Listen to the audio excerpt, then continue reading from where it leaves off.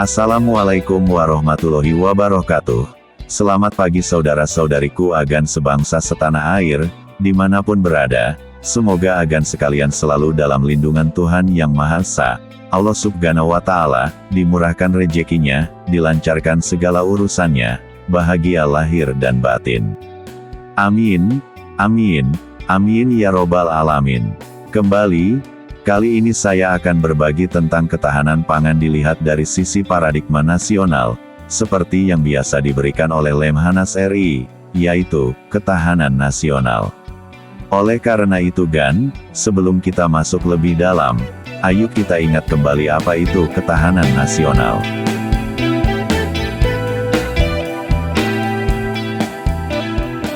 Secara definisi, adalah konsepsi pengembangan kekuatan nasional melalui pengaturan dan penyelenggaraan kesejahteraan dan keamanan yang seimbang, serasi dan selaras, dalam seluruh aspek kehidupan secara utuh, menyeluruh dan terpadu berlandaskan Pancasila, UUD NRI 1945, dan wawasan Nusantara, Wasantara. Mari kita bayangkan bahwa bangsa dan negara ini badannya bugar seperti Om Ade Rai ini, badan sterek, keker, sehat, sehingga tahan penyakit.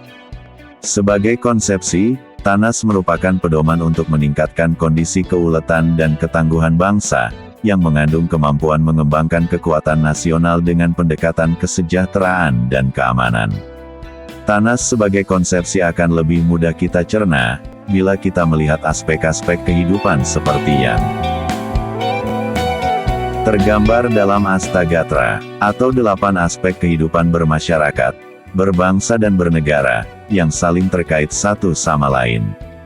Layaknya binaragawan Om Ade Rai dengan otot-otot yang kuat dan proporsional. Semua gatra ini harus bersinergi secara serasi, selaras, dan seimbang dan saling menopang, yang akhirnya menghasilkan kekuatan nasional. Dan jangan salah loh kekuatan ketahanan nasional kita ini bersifat sangat dinamis. Coba kita tengok ketahanan nasional sebagai suatu kondisi, yaitu kondisi akhir dari pembangunan nasional yang kita kehendaki. Anggap saja alat ukur kondisi ini adalah termometer, yang terbagi menjadi skala-skala kondisi dari yang paling rendah ke paling tinggi, yaitu rawan, di atasnya adalah kurang tangguh, di atasnya adalah cukup tangguh, di atasnya lagi adalah tangguh, di atasnya lagi, yang paling tinggi adalah sangat tangguh. Itulah kondisi-kondisi ketahanan nasional, resultante dari seluruh aspek kehidupan kita ada pada kondisi sangat tangguh, begitu pula yang disebut ketahanan pangan.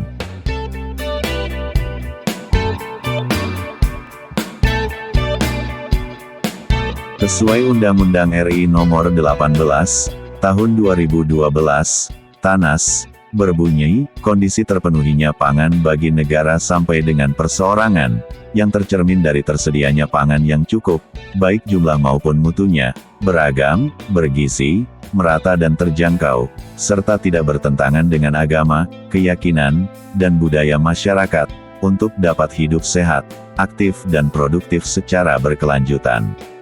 Dengan kata lain, rakyat tidak akan pernah kekurangan makan, baik jumlah maupun kualitasnya, mampu dibeli dan tersedia di mana-mana, tetap mampu berproduksi pangan walaupun terjadi perubahan iklim dan gangguan lainnya. Begitulah agar kondisi ketahanan pangan yang kita inginkan tercapai, maka perlu pilar-pilar ketahanan pangan, sebagai berikut. Ketersediaan pangan. Ketersediaan pangan bergantung pada produksi domestik, distribusi, dan pertukaran. Dalam konteks ketahanan nasional, kemandirian pangan, self-sufficiency, menjadi prasyarat untuk mengurangi ketergantungan eksternal. Namun, tantangan seperti degradasi lahan, 40% lahan pertanian global terdegradasi, dan perubahan iklim mengancam stabilitas pasokan. Akses pangan. Akses pangan meliputi kemampuan ekonomi dan fisik untuk memperoleh pangan. Kemiskinan menjadi penghalang utama, di mana 98,7% petani Indonesia mengakui dampak perubahan iklim terhadap pendapatan mereka. Ketahanan nasional menekankan prinsip kesejahteraan dan keamanan sebagai asas fundamental, di mana akses pangan adalah hak dasar yang harus dipenuhi. Stabilitas pasokan. Stabilitas pasokan pangan rentan terhadap guncangan seperti bencana alam, konflik, atau ketidakstabilan ekonomi. Survei Persepsi Petani 2024 menunjukkan bahwa 77,6% petani mengalami penurunan hasil panen akibat perubahan iklim, dan 46,7% mengalami gagal panen. Ini memperkuat perlunya sistem cadangan pangan nasional yang resilien. Ternyata untuk mempertahankan 3 pilar di atas dapat berdiri kokoh, tidaklah mudah, karena terdapat tantangan objektif bersifat strategis yang kita hadapi, yaitu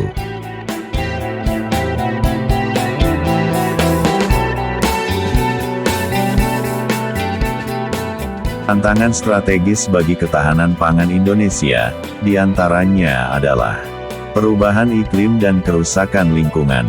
Suhu ekstrim dan cuaca tidak menentu mengancam produktivitas pertanian. Sebanyak 71,7% petani melaporkan musim yang tidak terprediksi, dan 70,7% mengalami kekeringan, belum lagi degradasi lahan akibat praktik pertanian tidak berkelanjutan mengurangi kapasitas produksi.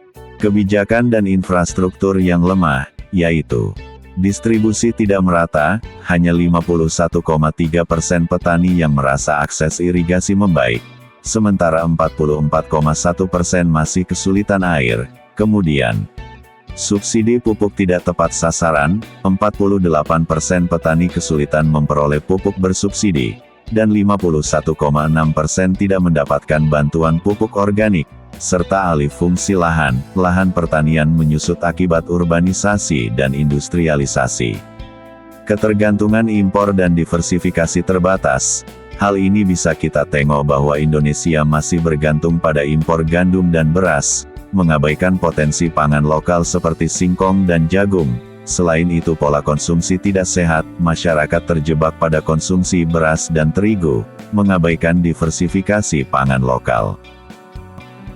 Bagaimana menyelesaikan permasalahan di atas? Salah satunya contohnya kita bisa menggunakan pola pikir, pendekatan sistem seperti berikut ini. Bagaimana menyelesaikan permasalahan di atas? Salah satunya contohnya kita bisa menggunakan pola pikir, pendekatan sistem seperti berikut ini.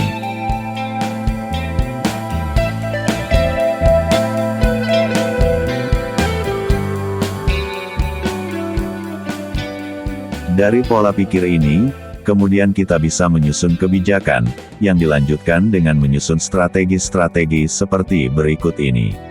Sebagai contoh, strategi pertama, menekankan pada pengembangan SDM dalam penguasaan teknologi pertanian, pemanfaatan teknologi canggih berbasis jaringan sampai pada membangkitkan inovasi. Kemudian,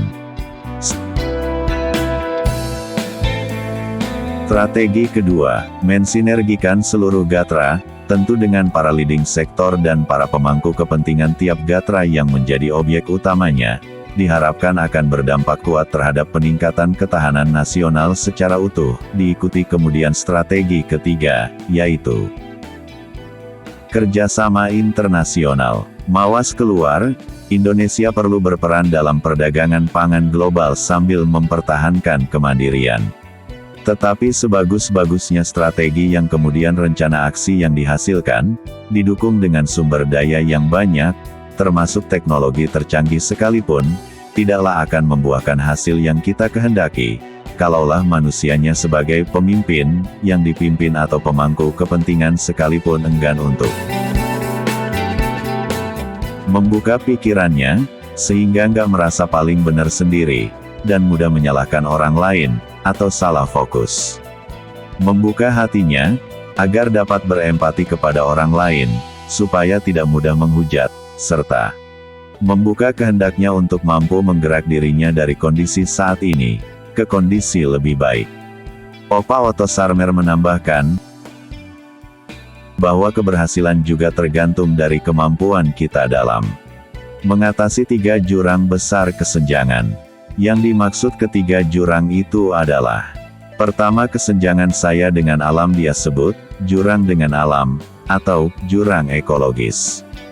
Kedua, kesenjangan saya dengan sesama saya, dia sebut jurang dengan sesama atau jurang sosial. Yang ketiga, kesenjangan saya dengan saya sendiri, dia sebut jurang dengan diri sendiri atau jurang spiritual.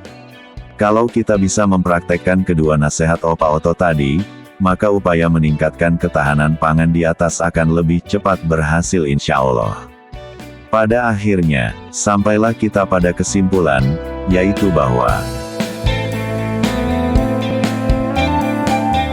ketahanan pangan adalah elemen kritis ketahanan nasional, maka perlu pendekatan multidimensi, dengan 3 strategi: penguatan ketahanan pangan, pengembangan SDM, perkuatan kelembagaan dan kerjasama internasional. Dengan demikian ketahanan pangan dalam mendukung ketahanan nasional secara menyeluruh, dapat dicapai dengan berhasil. Semoga saja obrolan kita tadi dapat memberikan inspirasi bagi kita semua, dalam memberikan sumbangan yang positif bagi diri kita sendiri, lingkungan, serta kejayaan bangsa dan negara kita.